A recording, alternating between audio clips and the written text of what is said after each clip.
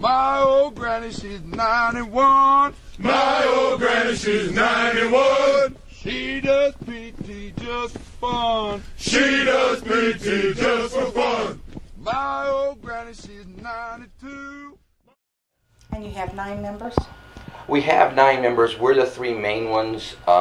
We use the other ones like if somebody's out of town or something, and sometimes Bobby's traveling the world doing whatever Bobby does, and so sometimes someone being given a truck and a dog. Yeah. Setting the world on fire. Being inspirational. He just goes places, raises the dead, so sometimes we have to replace him. But yeah, it's primarily us 3, but yeah, we have a few other guys, like girls, women in it also. So.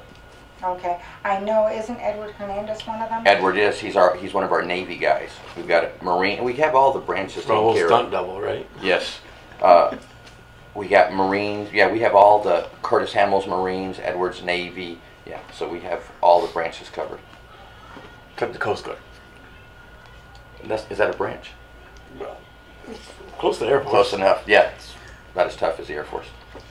Okay.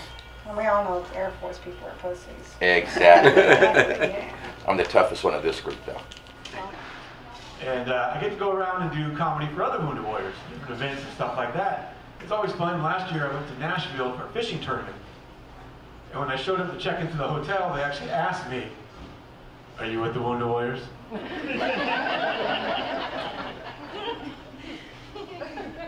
No, ma'am.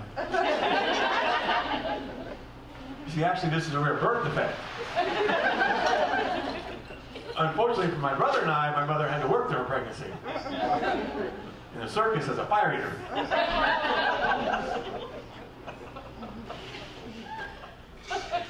And now she thinks she has the right to complain to me about her acid reflux.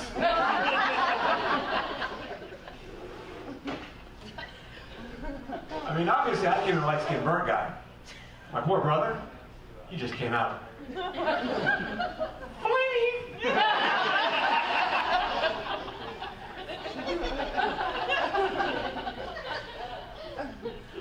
I remember my brother first came out, right? He sat my whole family down.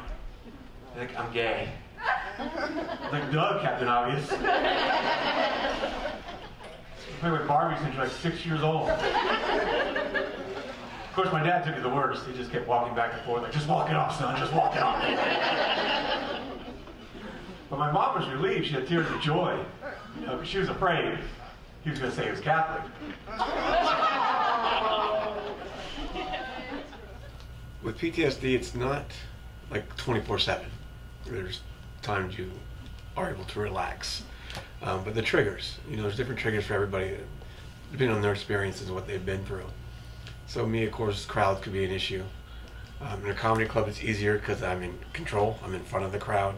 I've already been here at the place, scanned everything, know where all the exits are, and it's a lot different when I'm doing the comedy. When I'm with family members, it's more. You know, once something like this happens to you, you don't have that thought anymore that, "Oh, this will never happen to me." That doesn't really happen. So now you're paranoid about this happening to your children or something like that. So when I'm with my family, it's harder for me to concentrate, and it hits me more then, almost like my soldiers, where I feel like I'm protecting them, something like that. So it kicks in more, the anxiety kicks in a lot higher. So I mean, it could be anywhere from, you know, only 3 times a week to 20 times a week, you know, depending on what's going on in my life at that time. So what I got from that is your family causes your PTSD. Is that what I heard? They're part of it. That's what I heard. Especially teenagers, yeah. Teenagers. And of course, my smart ass had to ask my brother a question. What came first? The homo or the rainbow?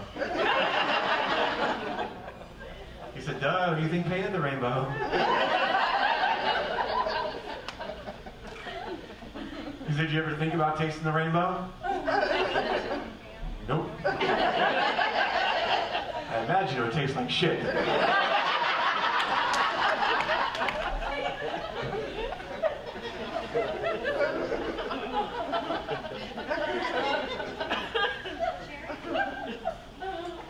And I was in, like Anthony was saying, I was in the Army. I did 4 tours to Iraq. Loved my job, had a great time. It was like, seriously, folks, that last tour was a real blast. It's Survivor Humvee got blown up by a roadside bomb. The crazy thing is that it took me 4 tours in IED just to figure out my lucky number was 3. I learned something else that day, very, very important, I want to share with all you guys, because I don't want you guys making the same mistake I made. You see, the last thing I remember is having a cup of coffee and just mumbling a prayer off to God before he rolled out the gate. What I learned is, when you're talking to God, do not mumble.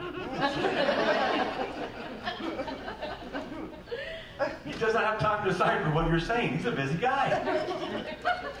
Because I remember having that cup of coffee and praying for a blowjob and a Hummer.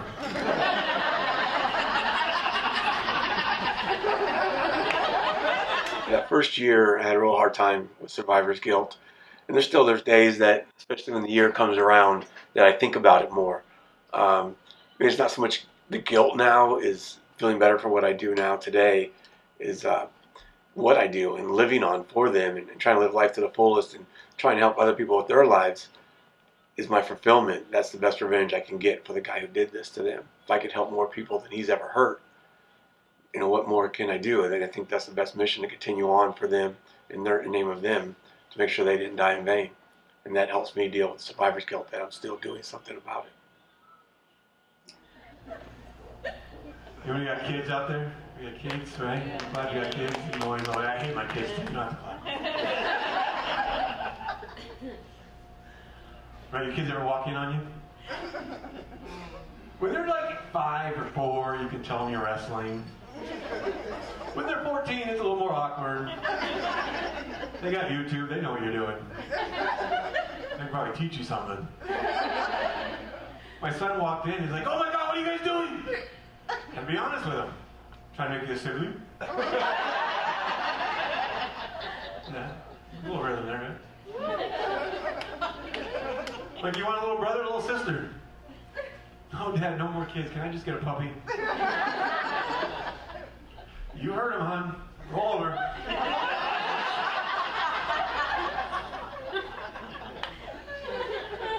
think that's how you make puppies.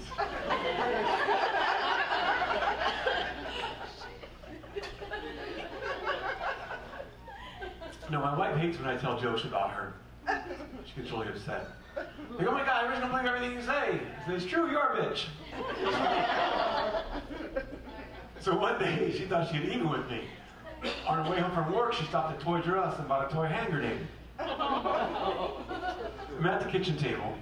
I'm sitting there working on some material. She walks into the house, throws it down the hallway, yells, "Grenade!" I dove underneath the table. I broke the chair, my elbows bleed. I'm like, "What is wrong with you, bitch?"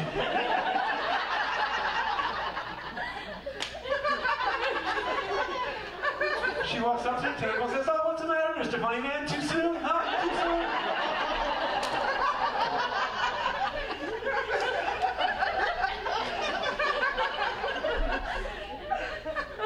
That's all right, she felt bad. So that night she came to bed, just her underwear. Like I said, we've been married so long, I knew her favorite move. I knew how to make her eyes roll back, get her pushing back up on it. I had her right there, her eyes started rolling back, and I finished. Right, ladies? You guys are pissed off just hearing that. She looked at me like she wanted to kill me. So I looked in her pretty blue eyes and I said, "What's the matter, baby? Too soon?"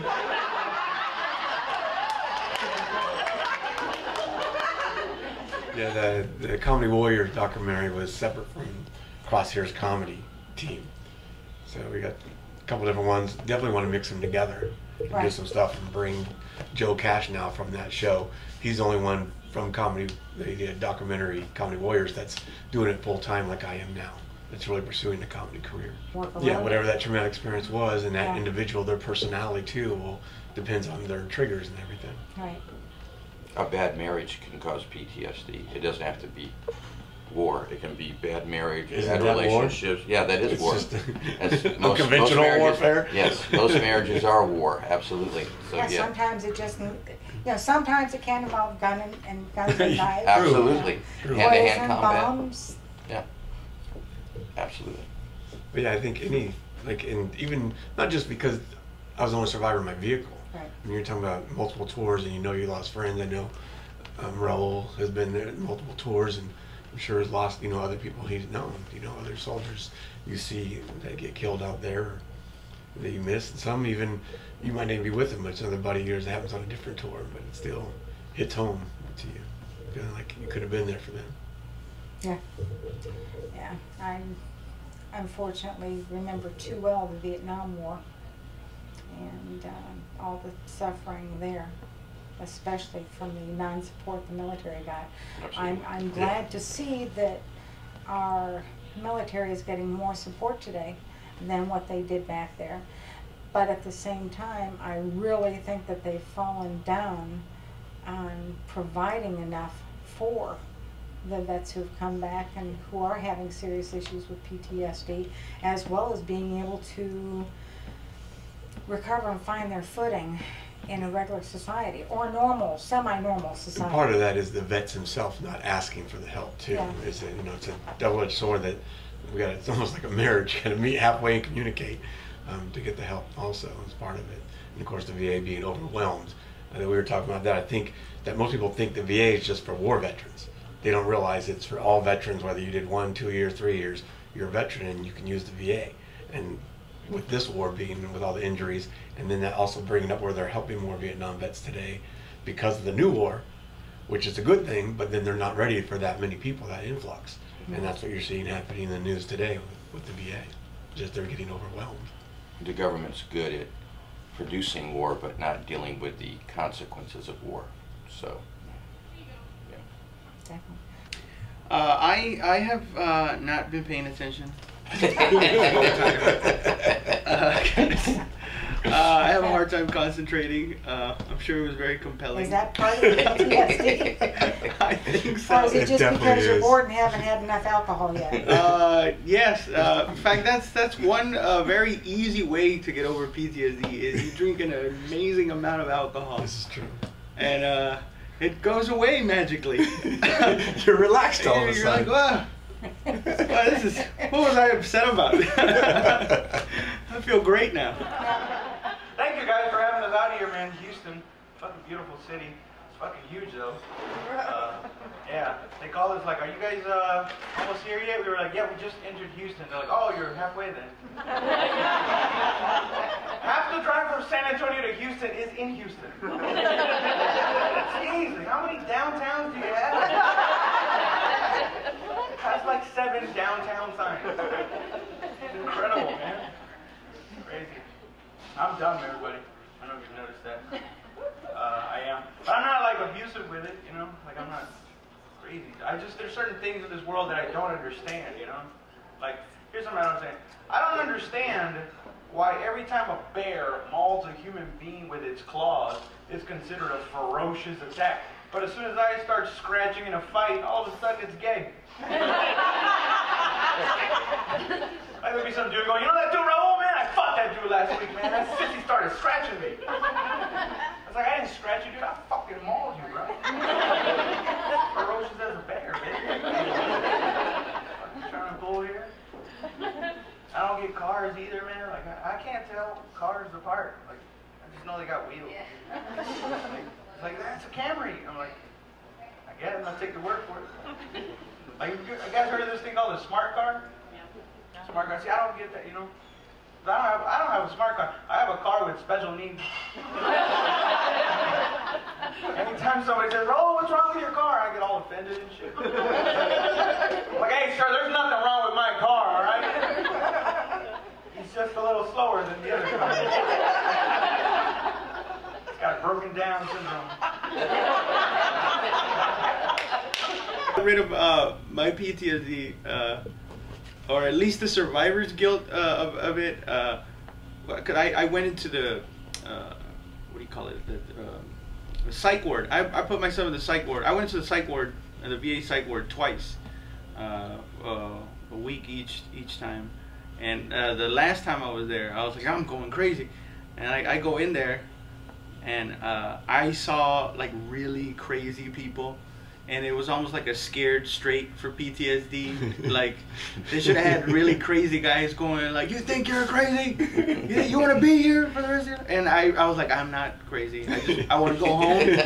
I want to go home and I want to have a beer. That's all I want." And that made me get over it pretty quick. Yeah, just give me X number 3. But here's a perfect example Yeah. of what happens when you ask for the help, when you go to get it, where a lot of guys won't admit to it, and that's what more guys need to do. Yeah, and I was out for for like 3 or 4 years before I went there. I was just like in this confused limbo state where I was like, what am I supposed to be doing? You know, I was going to school, but I wasn't really learning anything. I was just doing it because I did GI Bill. I guess this is what I'm supposed to do, and it wasn't until 3 or 4 years after getting out where it kind of started building up, and eventually I was like, oh, I gotta get myself checked out because I don't know what it is that is bothering me. I was always anxious and getting panic attacks for no reason. But that's how I happened. I saw the Laugh Out Loud marquee or whatever in San Antonio. I was passing down the highway, and I was like, I should go see one of these shows. Just laugh. You know, that I heard that's pretty good. And I went there. It happened to be open mic night, and I went in there and I was looking at it, and I saw like all the guys going up. Some of them were like good, the other ones were like really terrible. But I enjoyed every part of it, the entire like roller coaster of different people going up and trying this thing, and I was like, this is so much fun. And then I started doing it the next week. I came back, I wrote that whole week 5 minutes, and I went up there, and I lost a lot of insecurities and gained a whole bunch of them once I started doing comedy. Bunch of new ones. They were different. I just traded him in for different types. He's getting shot. One way or another. He's leaning on my shoulders. Nobody else's. Especially not this big motherfucker rapping dude. Fuck that. The platoon sergeant got so mad at me, man. He made me carry Rabideau for the rest of the exercise, which looked fucking ridiculous. How big he was and how little I was. You know?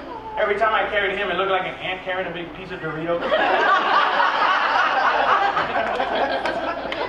Rabideau's body was 230 pounds of man. And my body was 130 pounds of middle school lesbian.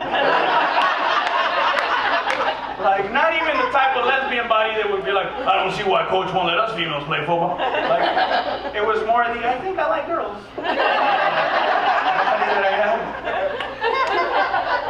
But he was right though, man. He was right. Because one time, like, I'll tell you this story.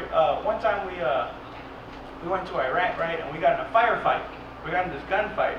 And what happened was, we backed these guys up against the Euphrates River, right, but we were in a palm grove, so there was a lot of trees, a lot of brush, we couldn't see anything, right, and at some point I'm down there, or the bullets are flying, and somebody calls on me to throw a grenade. They're like, Sergeant Sanchez, throw a grenade! And I go, what? And, like, I heard him, I knew what he said, but that was my way of going, fuck no, like, I'm not standing up, like, they're shooting at us, like, I'm not doing it. And he was like, are you sure? And he was like, just throw the grenade! I was like, well, there's a lot of trees, man, like, this shit will bounce back and hit us. And he was like, just throw the fucking grenade! So, like, I get up on a knee, right, and I take out the grenade, I'm like, fuck. So I pull the pin and I chuck it as hard as I can, right, and I get down to hear the explosion, and all I hear is, and then somebody yells at me. He's like, damn it, Sanchez, you threw it too far and landed in the fucking river. Don't yell at me.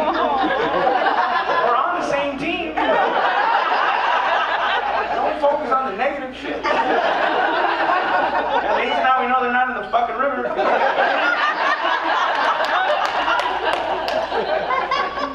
But I think the reason I threw it so hard was because I was overcompensating, you know. Because when I was in high school, I was in the baseball team for 2 days. Because that's how long it took me to find out, like, that I threw like a bitch. So it was no surprise to me when I got to basic training and all the drill sergeants were yelling at me. They're like, damn it, Sanchez, why can't you throw a grenade? It's just like throwing a baseball. I was like, I know, it's fucking difficult. Plus, it's made out of metal, man. It's fucking heavy. It's like, of course it's made out of metal. It's supposed to kill people. And I was like, well, you can catch more flies with honey, drill sergeant. And I thought, wouldn't that be great if that's how a grenade actually worked, you know? A bunch of honey goes everywhere. And it actually works. Like the enemy's like, well, I want to keep fighting, but I'm so sticky. And Nick is doing the thing. Okay, I'm going to ask each of you to answer this, okay? And it's going to be basically almost like a fill in the blank. What I love about comedy, what I hate about comedy. Okay, let's start with you, Anthony. What I love about comedy is the writing process. When you get that idea, it's the premise. I love that part. I get so excited when I see something. I'm like, I love this premise. And what I hate about comedy is the process of taking it from that premise to the joke, because that's the really hard work, and I'm obsessive, so sometimes I can't sleep until I've worked the premise into the joke, because I don't want to lose that excitement. So it's that torture of, here's the premise, where's the joke? So it's, you know, you can't have the good without the bad in this. So it's a double-edged sword, as he said. Okay. By the way, we go to pick it up. On the way back, it starts to drizzle. He turns on the windshield wiper, and it doesn't work. Surprise, surprise. So he's like, hey, boy, give me my beer and climb over here on the window of the car. So I'm straddling the fucking door with my foot hooked in, and he would pinch me like when he wanted me to speed up and slow down. And after like 20 minutes of the trip, the cop pulls us over. And I'm like, oh, shit. Right, so the cop comes up to the car and he's like, what's going on here? I'm like, I'm a windshield wiper, right? You're fucking proud of it, right? And he looks at my dad, he's like, sir, what's going on? And my dad's like, he's a fucking windshield wiper. Cop's like, I'm gonna need you to step out of the car. So he did, walked my dad back to the cruiser. Like 5 minutes later, they come back, my dad's got a big beach towel, and the cop's like, now you can be a real good windshield wiper. You'll have a good day. That's what we did in the 70s. We weren't a bunch of pussies like we are now, right? Who in here is over 35? Clap if you're over 35.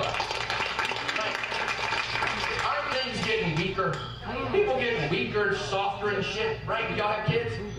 Raise those fuckers, right? Do you hit them? Hell yeah, you hit them! That's what they're made for.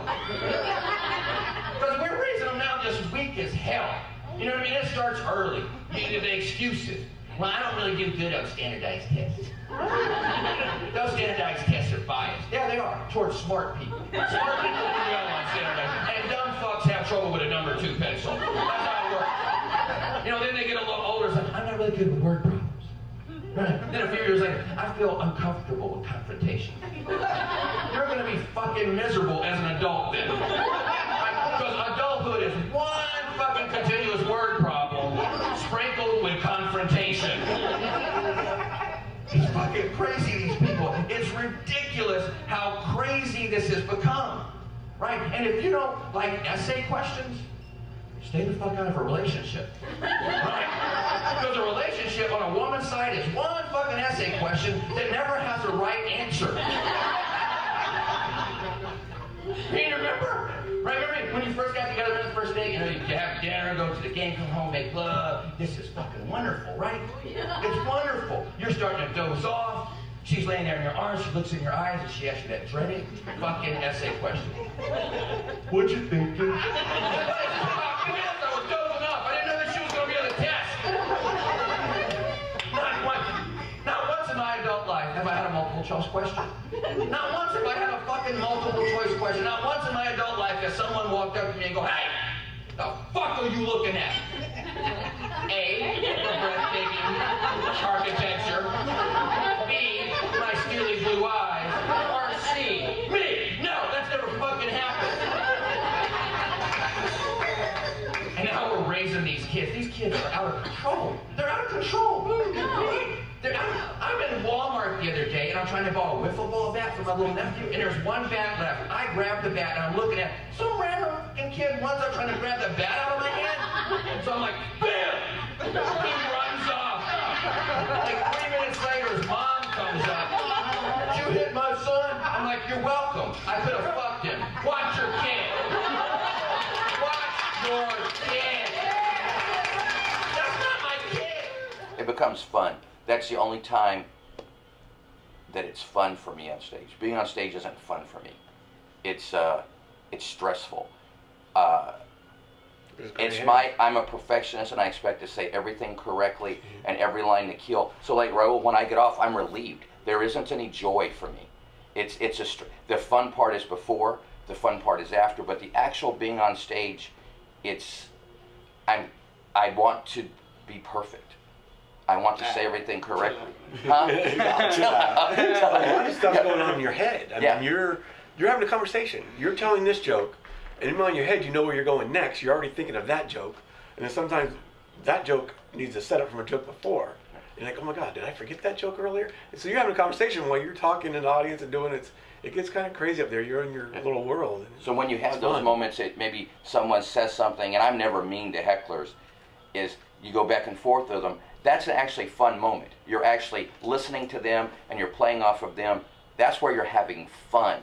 Yeah. But the rest of it is a performance. It's like a play, and you've got to memorize your lines and your marks, and so it isn't. When someone asks me, "Man, I bet you really have a lot of fun up there," I'm like, "No, I don't.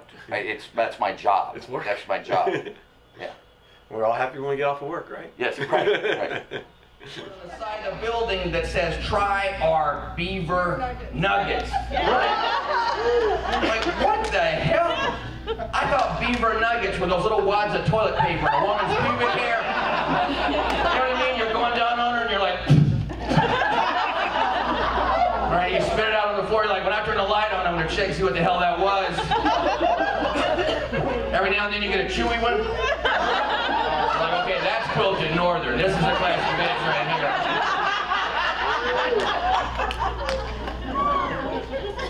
They put us up in a hotel. They put us in a nice hotel. We don't always get a nice hotel. A couple of weeks ago, we got a hotel, like concrete floor. The TV's chained to the floor. You know what I'm saying? But I love hotels. Anybody else like that? I love going to hotels.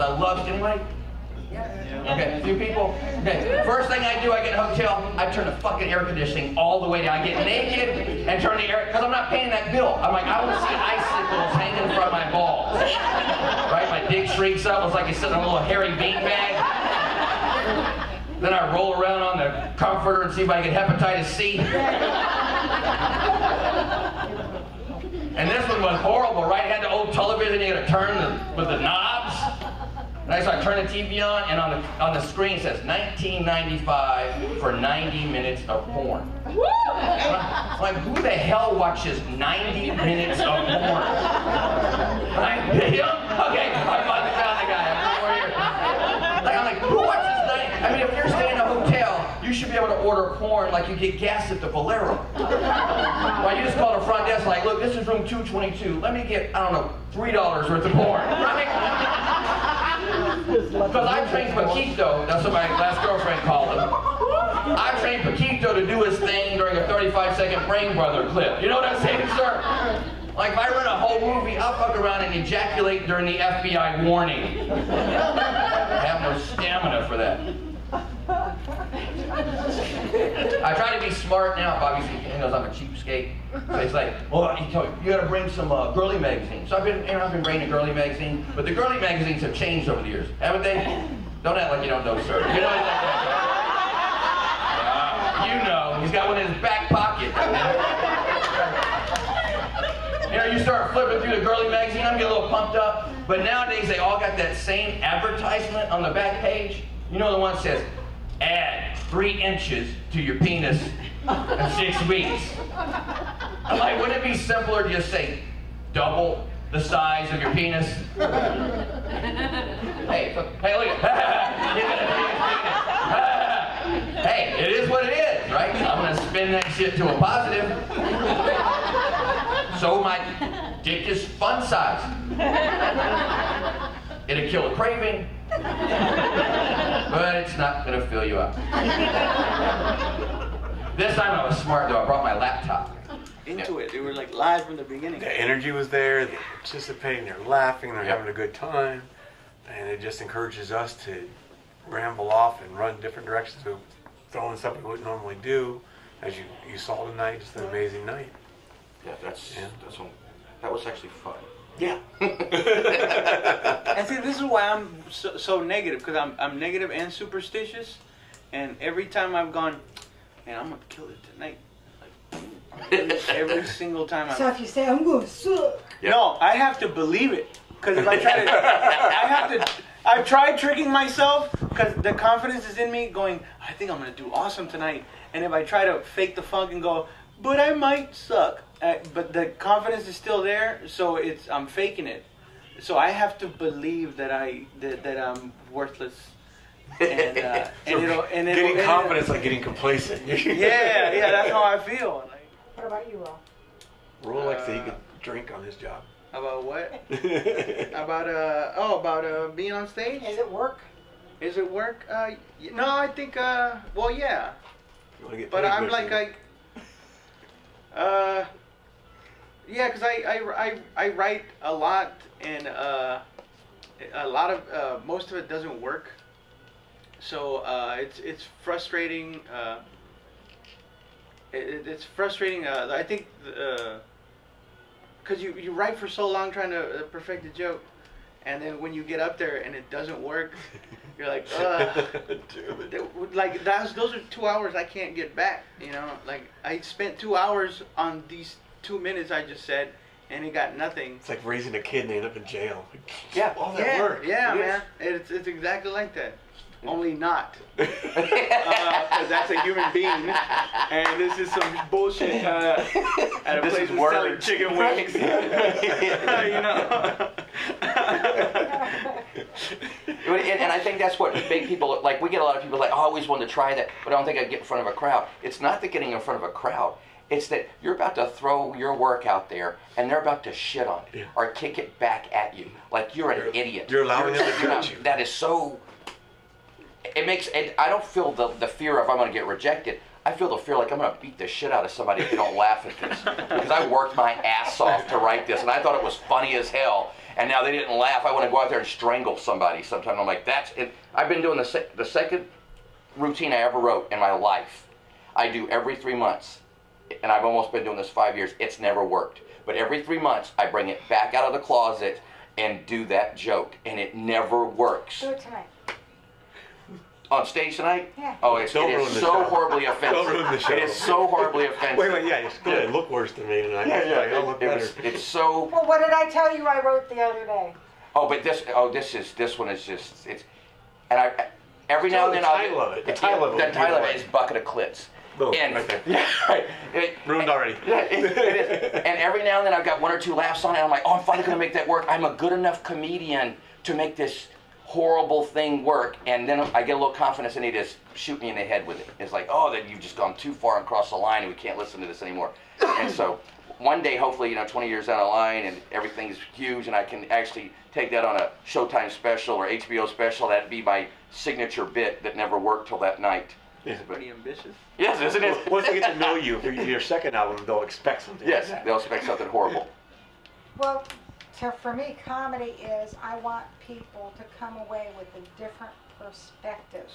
Yes. Mainly because, excuse me, folks, we're not going to get out of here alive. Right. We need to laugh. Yeah. Right. We need to find ways to make ourselves laugh. Yeah, everybody's going through a lot of stress they've had all week long. And Yeah. why not go to a comedy club, get relief? Other people, especially the jokes that people relate to.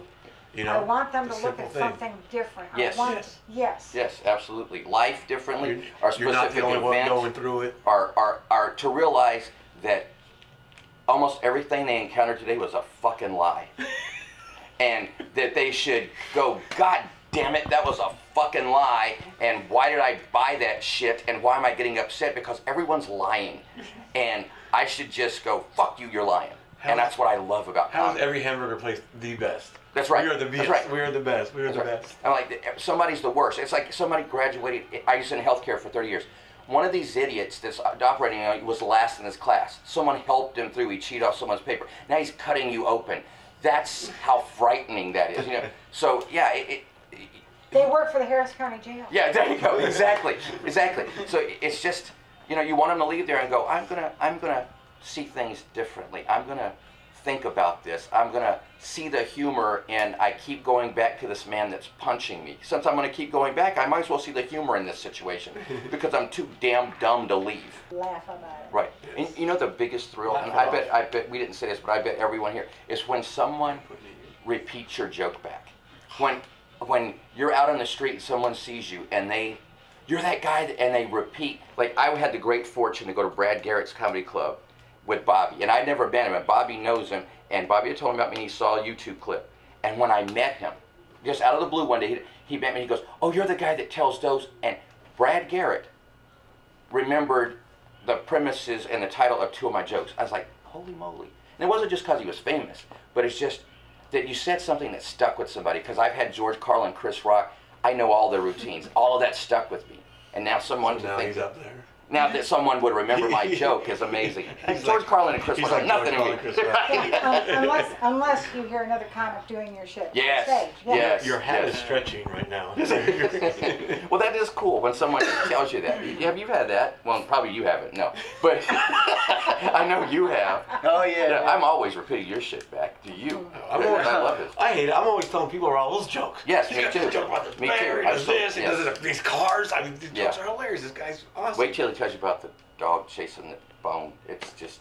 You're like, I hate him because every time I see genius. Raul, he has a new funny joke I haven't heard. He just did one last night that I haven't heard. I was dying.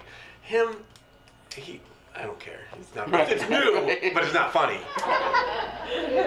A smart car's a dumb name for a car anyway, you know?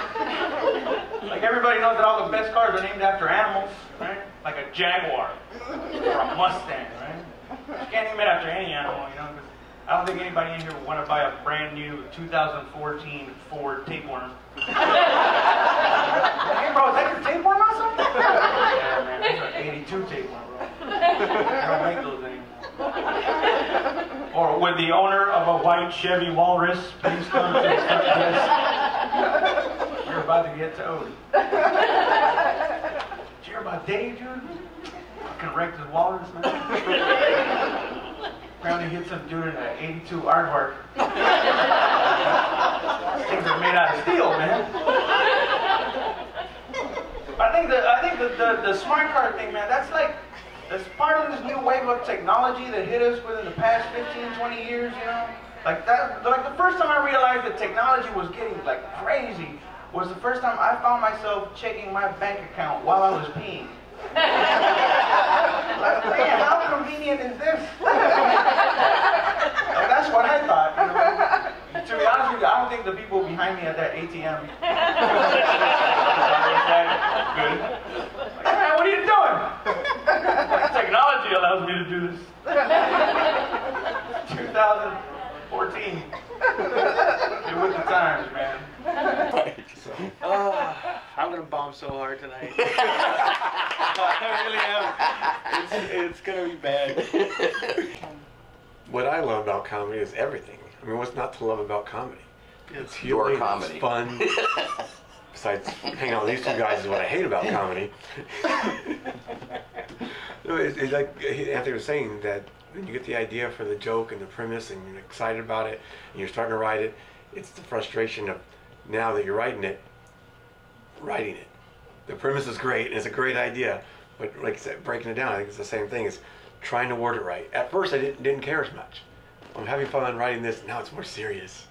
Comedy's more serious, so I want this word just right. I'll write it over and over and over so many times because I feel like it's not ready to go to stage yet. How much is setup, delivery, and punch, and how much is story? I'm more setup for myself. I'm more of a setup punchline guy. Set them up, knock them down. I think Raul tells more of a better story, and then Anthony just offends everybody. I think it matters how much you have. Some people that can be 90%, they're a character. They're just funny who they are, not even what they say. They can be horrible writers and still do well. And then you have others who have no personality, but they're such great writers.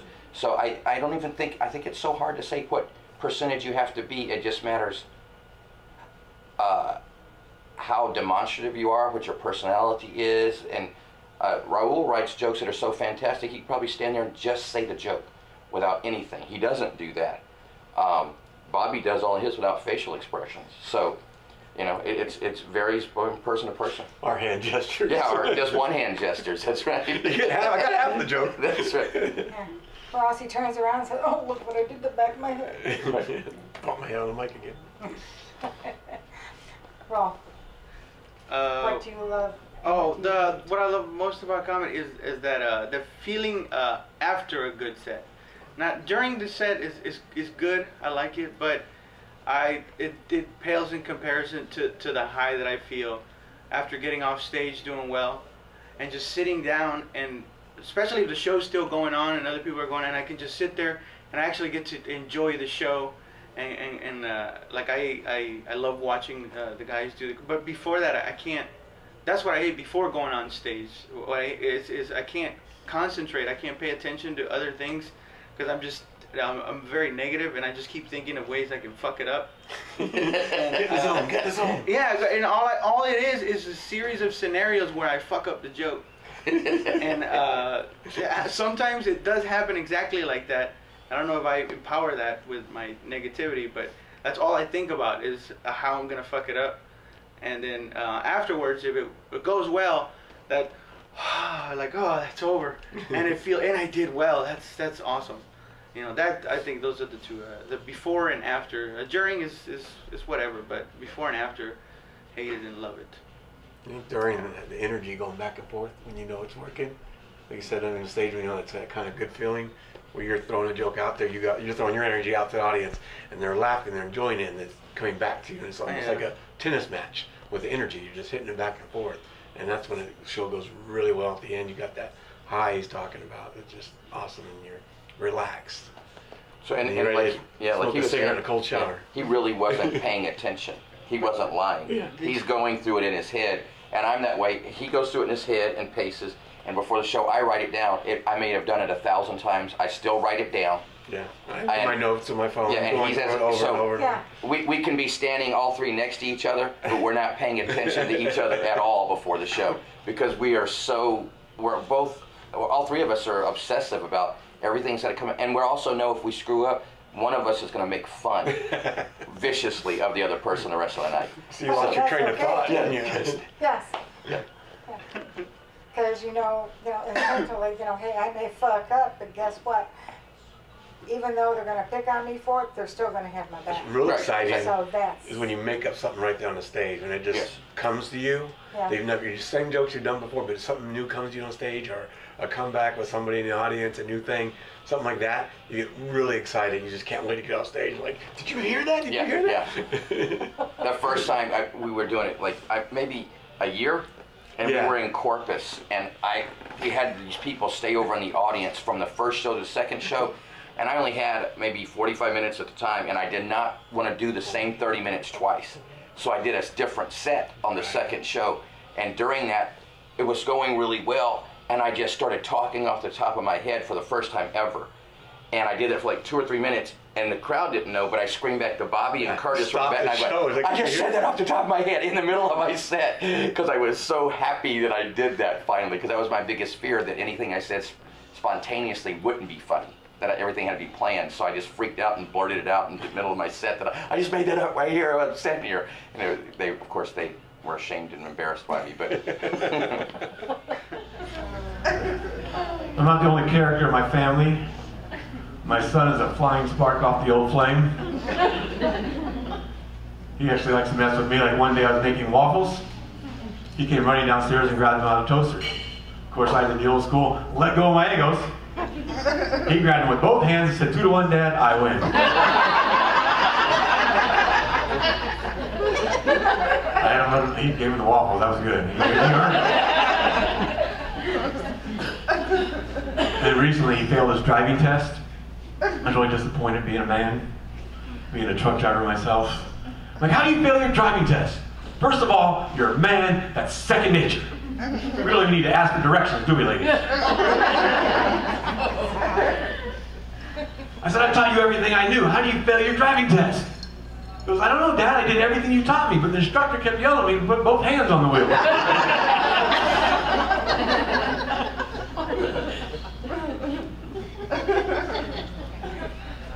Speaking of driving, I got pulled over for speeding.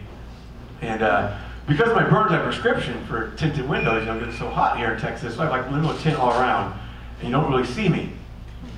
Well, the smart-ass cop pulled me over. And as he was walking up to the car and I was rolling down the window, he comes walking up, so where's the fire?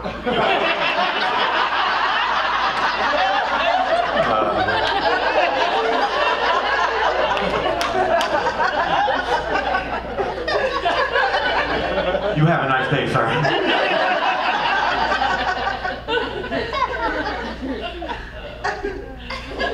So I'm faking it. So I have to believe that I'm worthless. And getting confidence, like getting complacent. yeah, that's how I feel. Like, we believe you're worthless. It's true. And then it works for some reason. Because you work harder. If you don't believe in it, and you know you're going to work hard at remembering it and doing it right, and the timing and everything. If you're overconfident, like, oh, I got this, I know I can make them laugh. I mean, you see professional teams lose because of that, because they think, oh, we got this, and they relax, they take it easy, and they lose. And the underdog is the one that comes up and wins it at the end. And that's the same thing we got to do with the show. There's a perfect type of nervous energy that I think is an absolute must.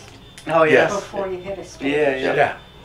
Well, it's just like in war. If you're not scared, you're dumb. Yeah. It's okay. You're really crazy if you're not scared. I was telling him in the back, as Raul's up, I go, I usually don't get real nervous, but they were killing it. And then I'm like, I don't want to be the weak link. I was freaking out. I was like, holy shit. I'm scared, right? I said, everybody's killing it, and now there's all this pressure. I don't want to let them down. You know, I'm like, oh, I can't go up there and not do well because they have killed it. We just as well end the show on those two, and I just like, hey, nice meeting everybody. It was funny because before the show, fucking cured. No, like this is real fucking cancer. You know, I remember when the doctor was sitting there, and it was me and my mom, and he's like, Mr. Reno, your son has cancer. My mom just burst into tears. I'm like, Mom, what's wrong? What's wrong? She's like, it's okay, baby. She starts hugging. She's like, you'll be fine. It's be fine. On the way home, we'll stop at the funeral parlor and you pick out any color casket you want. Oh, it's fucking sad. Get home. I tell my brother. He runs out of the room, picks up the phone, starts calling his friends. Like, oh, in a couple months, I'm gonna have my own room. My dad gets home. My mom's distraught. She's like, you gotta tell your dad. So I'm like, Dad, I got something. He's like, hey. Fucking let me sit down in my chair. Because remember, dads had their chair in the 70s. Remember that? Every dad had their chair. He's like, let me sit down, boy. My dad, I got cancer. He's like, what? Lights up a cigarette, blows a puff in my face. He's like, how the fuck did you get cancer? I'm like, no. He's like, I told you, stay in the yard. You're going to learn this time, aren't you? I'm like, oh, no, Dad, I'm dead. Anybody come from a dysfunctional family besides me? Okay. Do you remember the first time you ever visited a functional family? Remember the shock? Right? You sat at the dinner table and they had the plates that made noise when you hit them with the heart. Remember? Because I was used to a fucking paper plate in my hand and they had ding. I'm like, what the hell? And they would give you like a real Coke. Remember that shit? And you're used to that Hill Country Fair shit. You're like, this is like you put one in your pocket, like, can I get another Coke? I'm gonna take this one to the road. They brought out the dinner, and I was like, what the fuck is this? What kind of hamburger helper? What flavor is this? And I had never seen anything that wasn't hamburger helper. After a few minutes, I'm looking, am I on candid camera? There's no way this shit is real. That's how fucked up. You're from a dysfunctional family, aren't you? Oh, he is? Okay, well then no. Right, because from our generation, we always say, oh, you remember, when I was a kid, I was a remote control. Right? I was a remote control. I can beat that. You're not scared, you're dumb. Yeah. It's okay. You're really crazy if you're not scared. I was telling him in the back, as Raul's up, I go, I usually don't get real nervous, but they were killing it, and then I'm like, I don't want to be the weak link. I was freaking out. I was like, holy shit, I'm scared, right? I said, everybody's killing it, and now there's all this pressure. I don't want to let them down. You know, I'm like, oh, I can't go up there and not do well because they have killed it. We just as well end the show on those two, and I just like, hey, nice meeting everybody. It was funny because before the show, I was panicking. Like, I'm going up first. We're doing interviews, and then I got to announce everything. I'm like, wait, I want to look at my material again one more time. I'm like panicking, and then I do the announcement. I get up there, and it worked. I'm like, oh, I can relax now. And now he's nervous thinking he had all this time. Right. Yeah, because I'm sitting back there looking at my notes, and I'm like, I'm not looking at my notes. I'm listening to Raul. I've got to walk to the back. I've already heard, but I can't stop watching him. Like, I got to walk to the other room because I can't stop listening to him, and I need to be looking at If what you I'm stay in gonna the do. room, you can't help it. Yeah, that was fun. But the thing is, what I saw too was really great because you guys genuinely support each other, not only on stage but off stage. Yeah. I'm a good person. That fucking joke he told all night.